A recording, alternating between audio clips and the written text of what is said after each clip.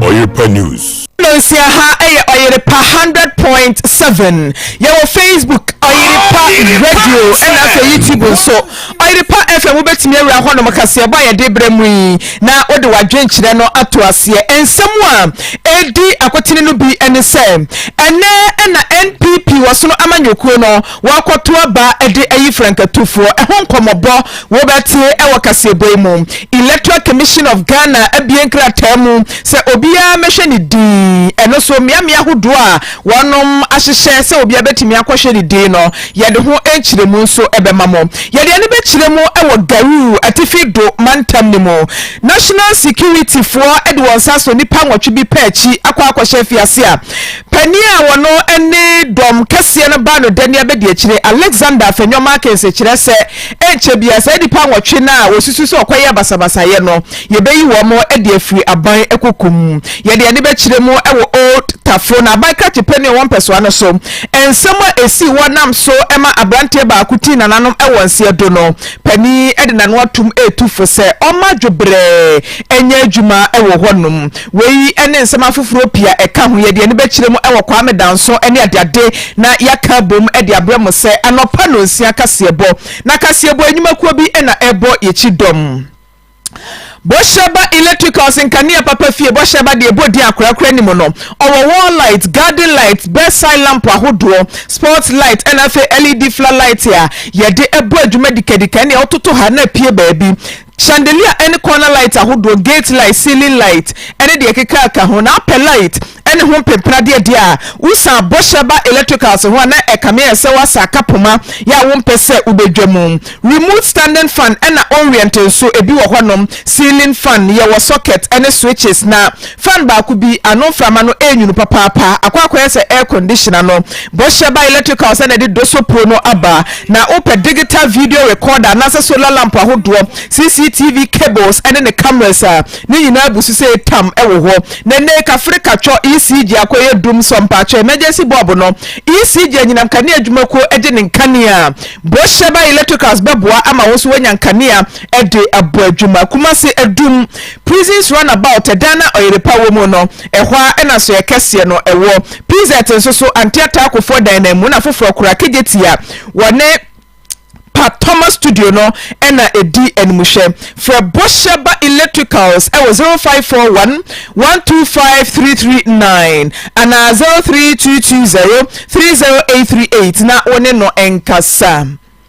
wapes makai ma no pai eye wodihie Maame Frimpomaa Korankye MFK for short afa yenye bre na yentie kasebo ne nchiremu ankasa New Patriotic Party NPP wasono amanyokuo na jebo wanya ba bedru wonom eyi nabi esi wonom a woye hyehyɛ a wode beto aba eyi frankatufo a afempimienu ene aduru nan wobegina amanyokuo no anamu ede akwa pri Ghana akonya kese no na empanifo dodo na enetwe wonti ebra na nhyehyɛ no ekoso na womo ekokoye nhyehyɛ ya super delegate conference bi so ekoso a na empanifo ekwakoto aba ede eyi woni a ebetimi akwa gire nipa bese enum na ebe super delegate conference ni nyina ebe na wieye no empanifo ni bi etetetoye a wonom etwe wo ho edi free akansie ni mu na nipa nan a enne memini ya wonom egina akono ekwa pre frankatufo dibre ewo MPP amanyoko ni mu eye mampani abedi akire Dr. Alhaji Mahmoud Bawumia ena femra shebedwani a wo Asen Central Ira Kennedy wo hene Japan kane abanso afo na ohwekua yoso Dr. Owusu akoto afiye ena kane mrashebedwani a wo mampo mansini ni mu Francis Adeni mu sa empanifo yi ena ekwa ama esi ahenefuo ene etu ahenefuo omuti akwakoto wo so aba aboa ma bibia atimi akonkan na wo bepie mu ewa Asante mantamu a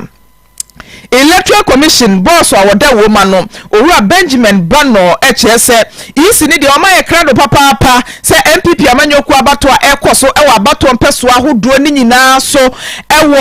o my Ghana nyina no wo mo ebeto abani bi ewo mantam edunsie ni nyina mu na yenko nkotie isi pania wo Asante mantamu Because I cried in Saka, your near my here, see it in my year, Juman and a watch. Sent a similar Yaposho, I hear Martin the Pia, your day, the city up your center. Any police force weddings is also the security issues. But a lot of people number, now police force some offer, any police for their Baha, no than in the police station, and I'm a pay a offer police for how any more or more happy break. District of Sabia, Banon for the police escort in the by. This year, checking. Nancy Bibia, Pepper, the amount of police food in the Ninachi. Now, if you do district, I am from Koya officer, you police army or district officer. Now, if you come up to a children, one son of Bakatua,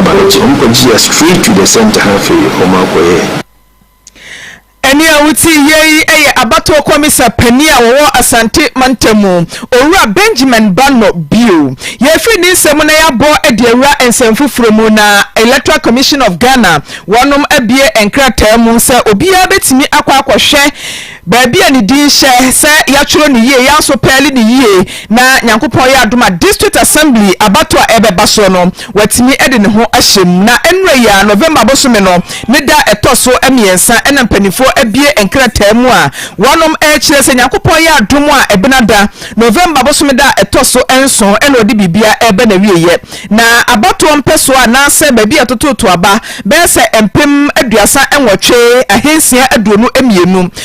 38,622 polling stations ahodo a wo my Ghana fene nyina no wo mo dwumadie bi ntu betimi akwakohwe na wahwe se wudi ewom wumfia ye twehye so saa na tie se wo ye oba anase bema o ye oba yamfa bema di ankwankohwe wanim anase ye bema so yamfa wo ba ankohwe wanim afi polling station a obeto aba na afimpi mienu ene aduonu na ya bato ena afi district assembly election no wo kwato aba wani ankoye ontoto saa hye ni nyina empanifo edi ahyema wo mo ehwem ntisanfonso bi wo baabi a watimi apane pomasibre ansa na batuo bi aduru so na Asante mantamu titinani a woda abato komisana no owura Benjamin Bano bio ena esre Ghana fo nyina sasa exhibition exercise no ehu hia enti obi ankohwe ni din na yeshe exhibition of the voters register na say we really free emete dia kusi 7th November yeshasie anopa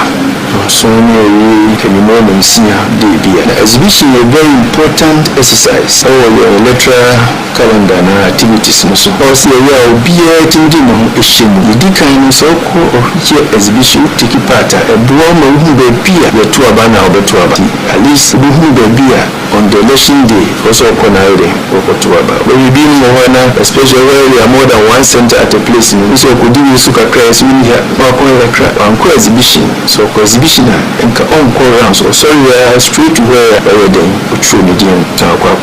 to naba the test be registration ibi na mfumsu bi by within true now age now details bi mu na ene correct said the officials make sure no this is the time as bi as na bitimi akoma correction bi ewu here with details mu bi ano bitimi atutu ni edi ama aside the correction the trading na mo from no concrete technology and transfer data na dia ko na bibi timisi ibi bi ko na data na ndru in database ho the exhibition na wa the actual dealers be been to the register your more opportunity sebra from the near and come if an inclusion eni awuti yei peni a wo hye abato so ewo Asante mantamu owura Benjamin Bano bio ye to nsem ne so na ye de ani kiremu ewo atifi mantamu panimpa be de akire anase edom kese no panimpa be de akire yewura Alexander Afenyo Markins ene de ato emrahwedwafo ni nyina anim ewo Ghana emrahwedwa efie se National Security Ministry anasa so ya wonom ehwe ye bambo so ewo mayimu enipa nwotwe bi a wonsa eso won paachi ewo garu ya na wonom ede basabasa ye bi ekoso no enche bia empanifo behwe na aban kukumu a ye de wo mu akwakotwere no wo mo ayi wonom ede afiri wonom womanfo be kaya enche bia na asrafo kwoti si wo manfo so ewo garu ene ne mpesoa so a wonom ene manfo kwanya basabasa ene menteme wase nam so mamrante enwotwe wonom echi wo ho ekokogu afiase anase aban kokum na chi a wachi wo munyina ene se national security fo a woye adwuma ewo mpatam wonom no emrante no ede wonsa ekokeka wo mu na ebra ye chi sa enipa nwotwi ena mrahye bedwane o wonpesoa no so owura Albert Akuka Alazuga panini chire se nipa nwotwa ye chi wo mu yi wono ankasa wo mo ye ne manfo wo fa nani ko atwa wisi a ne hwene sentemu enkohu wo mo ena garu emrante ena fe tempanefo wo mo chese ni manimu ya se nipa nwotwe no abanhwe na wanyi wo mo firi abakokum anya sa de a ukopie mo ewo garu ene tempane a abayadwuma efo nyina betwe wo ho efri adwuma na se strike ya no wo mo kro no wo mo nya adwuma na yewura afanyoma kense chire se eye court anasa se ni bia na hye se yemfa mrante no enko remand ewo aposifo ekokum na mom de ekoso no national security fo baye hyehyeye na wayi mrante no e de afiri ho no nti wosre se obia ema na kuma entoniyem. Mr. Speaker, first one to the concerns by our colleagues in respect of some excesses that arose as a result of some disturbances in Garu. Mr. Speaker, members expressed diverse views on the matter, which included the need for citizenry to be responsible, not to threaten the lives of our security operatives or those who are sacrificed to protect us as a nation. Again, issues of human rights, which are part of the promises of the Constitution, came to the fore. But under no provocation should a state security agency take the law into its own hands to undermine human rights of the citizenry. So, Speaker, we again told that these gentlemen were in custody, and I was to follow up on this. Mr. Speaker, true to it, I followed up, and the Ministry of National Security assured me that everything will be done to ensure that the rights of those who were arrested were upheld. True to their word, they made a part of the engagement with them, and although the court had remanded the lawful custody, I would want to inform the House that steps have been taken to ensure that these gentlemen are released and taken back to Garu. In fact, the regional minister and other stakeholders from the region were given access to these gentlemen, and I found them to be hearty and in good spirit. In fact, they did not complain of any molestation or any form of abuses of their right whilst in lawful custody at the national security cells. Indeed. Pania wuti ninkai eye edom kese ne ba no dani abedi akire yewra Alexander Afenyoma Kensa wo kire mu se ukopie mu ewo atifi epoye mantam amantam ne soafo ne empanifo bi ya wakabie wo mu akopie mu ewo posifo akachi ho no mu a wakwa akon se emrantie nwotwe no wo bia fa ne nsa enkeka wo mu a wo mani age ewo ho a bibia entekere wo mu enti mrantie no ka wakoma ento wo yam na ensemi nam so ama edom kuma no tenene ewo mrahye bedwafie Governors Kwame Agboza ono so chese nipa nwotwe ya wachi wo mu no wo mu ntimi nkan sisu dua se ebia wo mu fa hodie ena mpanifo atietia so wo bra yade wo mu akwakotwere aban kokum. Indeed, I take your advice, but it's important to just thank you very much. Yesterday, when our colleague member from Garu made a statement which was very disturbing, colleagues on both sides expressed their view, and you rightly corrected that the minister appeared sometime next week apprised the House. Our colleague, the deputy leader, was around and has taken the opportunity to, even before the minister appears, do some background work, and is apprising the House that there is a decision to expedite action on the relief of our compatriots who are being held. The only portion I'm not sure about is when he said he met them and they were happy. Indeed, if you are still in custody, you can't be complaining or saying whatever you want to say when your captives are still there. So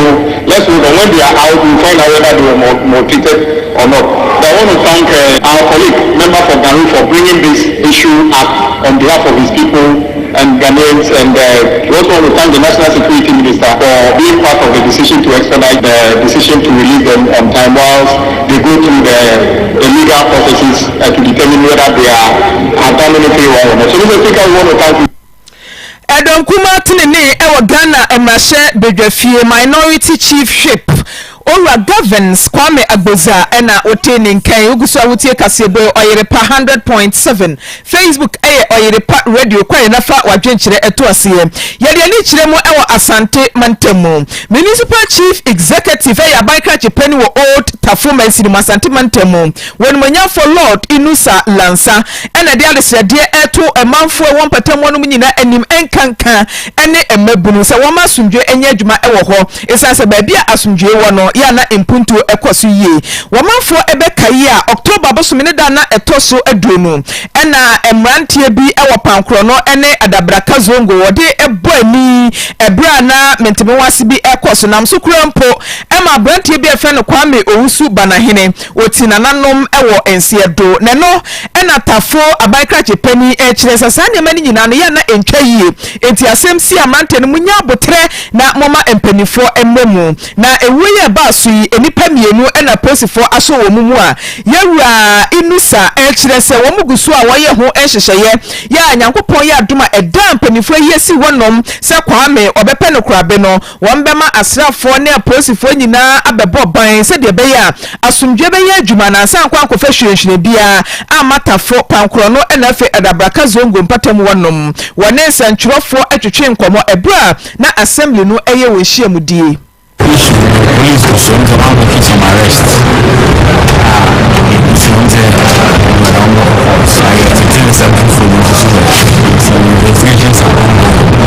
The main member of parliament,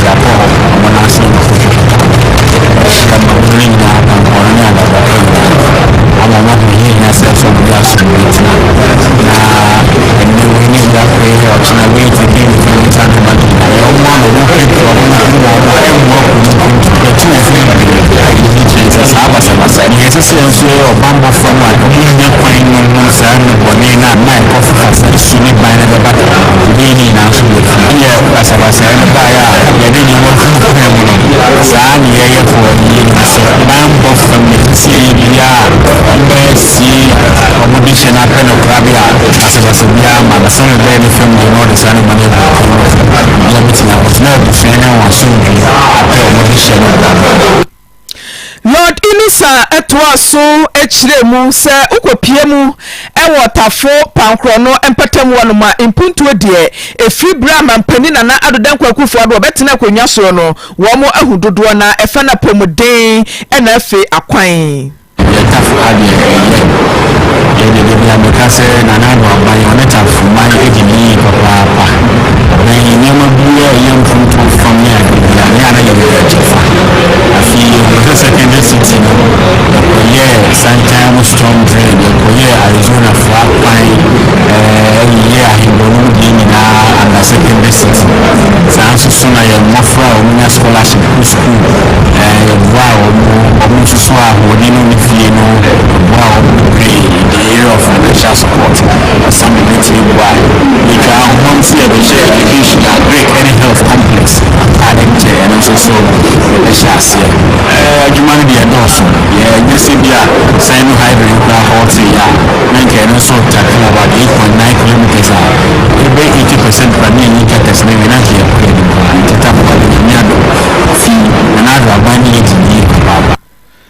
eni awuti yei eye Abaika Chipeni a owo Old Tafo abato mpeso so Asante Mantemu wonumanya for Lord Inusa Lansa ye fi ni semu na ede ne kyerem obono apuoye mantam ni mu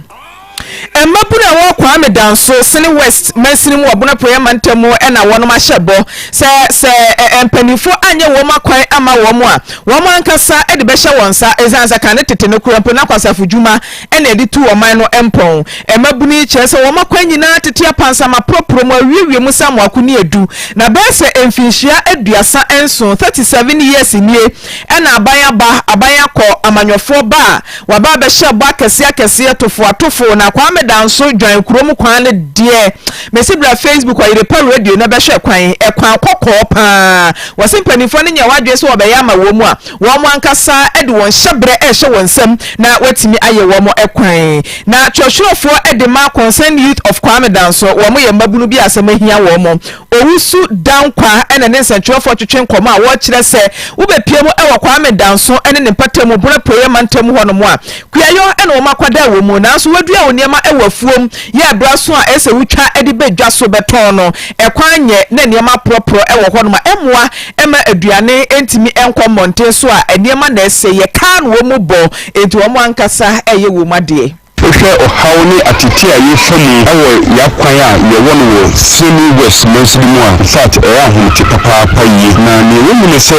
no kwese mu se yankasa ye da to ho se ye kwan na no kwe ade ntina me kasa ohwe sa ye hu kwam na so nyina ye hu ku no wo na aduani a ofri se ni hanmu ekukuma se na nyina sa kwan no so na nyane ne ye den efa so eba the same thing ye wo voter leak mo na nso no so eda ho so na afufo so ede na me fi ede ba na be se kumase fifi ba ire ntimi ma abu ntimi ma nam so a ntimi ma ama okun ene yefu mo ha because se kwani nyina wo de asi enti ye fro babu nyina share ne di to mo se se ye te mo no ye mu ti ye de no ndi enti se ye de no ndi dia kwamba na be fa so awo se yanka se ye sole ni ko kwa no enti ampa ibe bo sama ni etire ndabro mu ku mu no ni so ro waka ena fa kwan se le tsadia ni kona ko ena ye ni mohu se na ye kwan no enti fa ye se ko se de e do ye ni kwan no ye be sa ko na so ko to aso be ni timo ye bibia ye be bibia no ye be sa jano ya sa pe da fofo ye be kwan se aba me ye ana bibia wo na bi so ba be ya na ya nkasa e be ye na mo de ka be fa so na mo de fa so na be ye mo de a o mo nkasa be yin se eye se wo nya de na ma timofo yankasa na edi ensa edi ye djuma kwan de ama wa ma wo de ka abefa so a sende jijiji eno de bra wo ya ye kwan de oya obi abefa so ene a wuti yeyi eye churchofo a woda concern youth of Kwame Danso owura owusu dankwa na ne nsem ye chi ena pani a woda emabunu ni nyina ano no ene titine de oye youth leader ewo Kwame Danso elder Daniel Buadum wono so kire se Kwame Danso no ukopiem ewo sene mpatamu a wobuna proyama ntamu ho no mo a eho ene emfifi entu amo nhwe ema ho no nya tantan kwa bi obefa so ama Kwame Danso aye fe na dodo na eduani a kire kuro ni mu no wo mo nso ebefa so owo ya wuhuru no eye ekwaya efi Kwame Danso ekoye hu kuro jan kuro mu a efo na emanhene etie ekwan we eye ekwaya so obi wa sembi a opefa emanhene ebi hu di mama no efa so aso ebeye beye abosuli beye otwili esubrani a epe yenti ekwan we kan so emma elimpi na emaburu no efa se ekwan eye ya hu kuro kwa enti ebaya koma so a yina ya bi sofi enso ame ebimu esumbi a hu for body ya kwai no elimpi member youth number the community ono wadi ya mwa ama ekwan emaka ebetumi afa so kakra no madama se ekwan ye babi ame fifa awadi ni bi nyaso ebi babi elimpi se obi tie no na wono so awo mwa obetumi aboa uri ka president teku na ye nyina ye ka bo a obetumi ade ayekwan ama na yi elimpi na nanu ma ho so mbaba wona se mra youth no ekiye hifi wo bo mo be kwai emwa biara na nanu betumi aboa no omo atumi aboa elimpi na hu se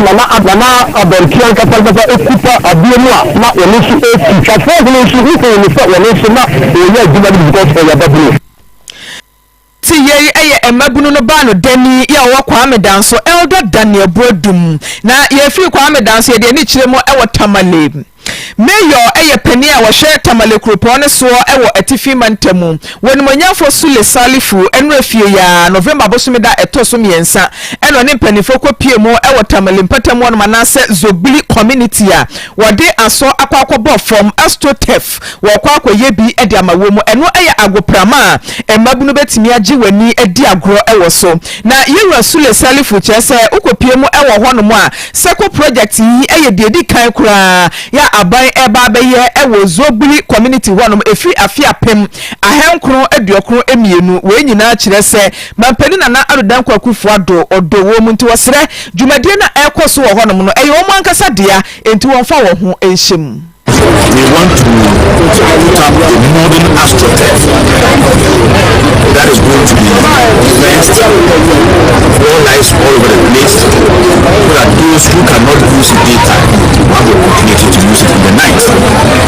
want to say on authority that since 1992, no government has put up such a project in the Zobele community. This project is taking out of the 4.7 million Ghana cedis. This project alone is taking 2 million Ghana cedis. That is the type of investment that the federal government is bringing to Zobele. And I think that the Zobele people must take this project as their project. We never selected this project for the Zobele people. That was their concern. And we had to relay the message to His Excellency the President. And thankfully, the President included Zobele in his name. And that is why today Zobele is going to benefit from this support money by way of getting this associate put up. In fact, when the Zobele people wanted this AstroTurf, I came here in the evening and saw the several teams all over the place playing football. And I said, no, the wish of the Zobele people must be met by the President, and the President has done that. I want to assure the general public, especially people within the Tamale Metropolitan Assembly, to be very patient with this government.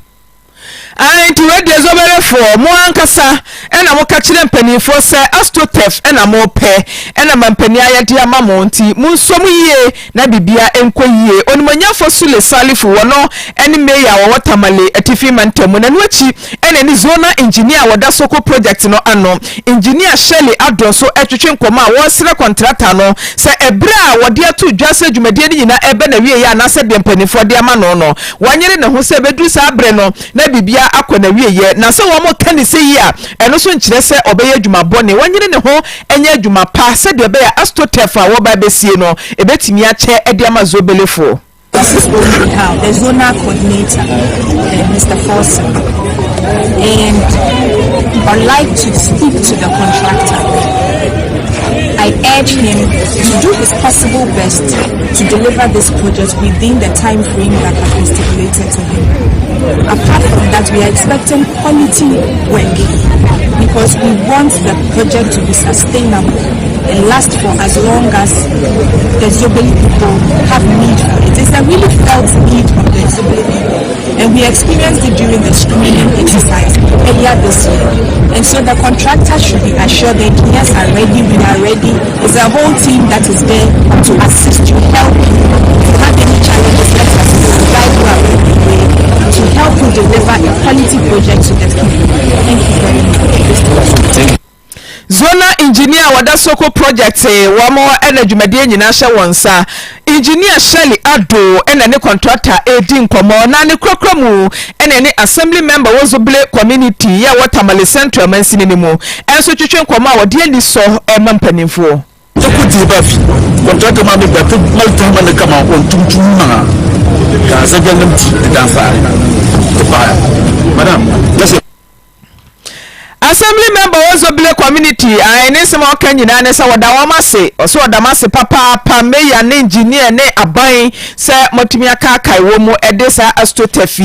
abre wo mu ye free etifi mantamu Zobele na ede ne akire mu ewo fifi mantamu Central Regional Decoder Installers Association wanom eye ekuo bi a watu wo hwasi wanom a eba ne decoder ye DSTV Go TV Multi TV ne ho ahwan yi wo mo ebo bi ewo mpatamu na osre Consumer Protection Agency CPA NFA swafo a wohwe nkutahudie so osani manimu ya wombre mu na de adudie agese wo mo a wose mrante wo mpatam ho a wo mo boss decoder ahodo ebie Go TV ni DSTV no se de ne bosome sika wo mo gi free DSTV fo ne Go TV fo ho asia kosuru ntino wo manfo wo fifi mantam wo mo enfo ho hye sa adwuma ni mutie se dodo na emo decoder enam so mamabunu no wo madwuma abo wo mu nti wo sere empanifo hye na ontu ho anamo yene titinani a woda ekuo na no e wo fifi mantam Al Hassan Kasim ene twetwen komo wo bra wo tonsa e friends entwofo ehyiamu e wo Cape Coast.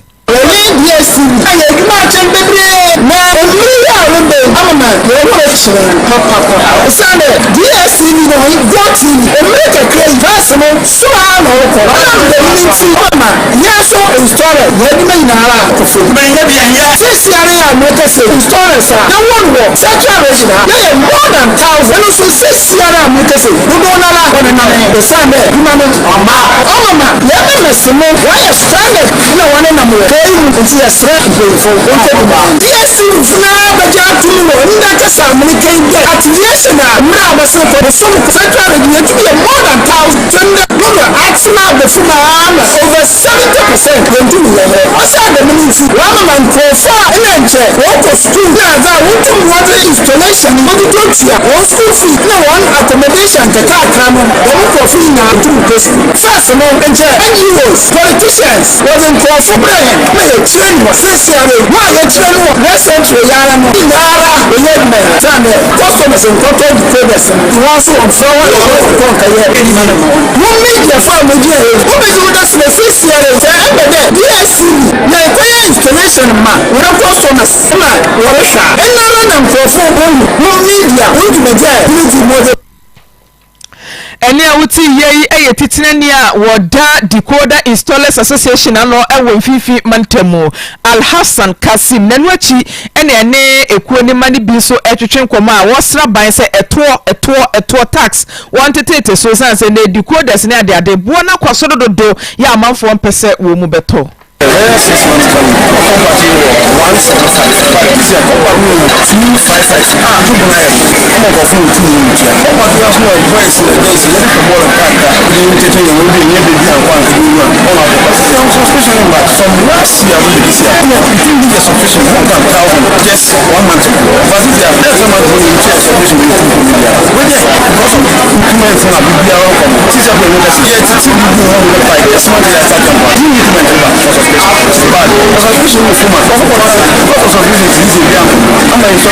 To know what you know because you are 1 month, 2 months, and you go to no about to GST. Don't stand a cana as installers. You save on a be a yamba. It's bit your rent, it's bit your light, water bill. You bit your tax now, because you was stores. This is a warrior about function taxes, so they do GST company. Also, the good TV, I will turn on a year, on a woman. You are the you buy no Oscar, you 600, you buy no 100 or 255, no Kotobo. Oh, nema miazen nti aban teduma on ai ene ati yei eye emaburu bia woye Decoder Installers ewo mfifi mantemu yeri ani kiremu ewo Ghana High Commissioner yawo United Kingdom UK abana musini anase Ghana ban na musini wo UK abochimemu ena afa Republic of Ireland papa unso ankoma ena pano wode akire Oyerepa kase bose mpanifo guso a wonom ehwe nkutawudie a ebeboa ama Ghana ena fe UK aban no edwadie etimi akoso eyie na pani eto aso kire mu se UK ene Ghana Business Council afimpiemienu ene dunwotwe ena wonom eye san hyehye a wo che se wobehwe ama niema yekra efi UK ena fe de rifi o my Ghana mu akọ UK no eho enhyehye etimi agina yie na boa ama amayimienu nyina puntuo akoyie. Admit that the global economic downturn is also a major challenge for all countries, including developed countries like the United Kingdom. So these are challenging but also interesting time. Always a work in progress. I mean, we've been trying to do something different to improve upon the relationship, to, as it were, overcome challenges facing the trade between the two countries. So we have the UK-Ghana Business Council, which was set up in 2018, co-chaired by the Vice President of Ghana and the Minister responsible for Africa in the UK, where we meet twice a year, discuss priorities, challenges facing both countries when it comes to trade, if there are any barriers, what actions ought to be taken. And this another step, of course, and recently too, at the last meeting in June, I set up the UK-Ghana Investors Advisory Group, which is supposed to focus on the private sector and then as it were, we'll see if there are any bottlenecks to investment and trade and then put in place or make recommendations to overcome these bottlenecks. So we are making the best effort, both sides, to improve upon our economic relations. ene a wuti ye eye Ghana ban na musini a wo UK abrochimai mu papa owusu ankoma kasebo no asi bosheba electricals ene boya no pema ye de kasebo ebremo owura imano odu korea wono ene samufo pani Jimmy Cliff ebo ye chi dom ema no pay wa pesma ka hima Maame Frimpomaa Korankye MFK for short. Mena mbetna say edema no egu ho sew edema mo na ene ampaya edwa MPP amanyoku abato no election field Oyerepa television ene Oyerepa radio yakabom say ye mamo exclusive krenkre to krankran no part to time wa wo meka ye bani nyina me ye hunipa wadi nkunim na eye showdown anase BMW Bawumia must win anase Kennedy Japan enipa bienu ena kansie ne gina wo so nti ma wafidie no nkoso na Oyerepa radio ene Oyerepa TV bibia betofom bia no ye be mama so ate ye dem ase ama mumo ene tie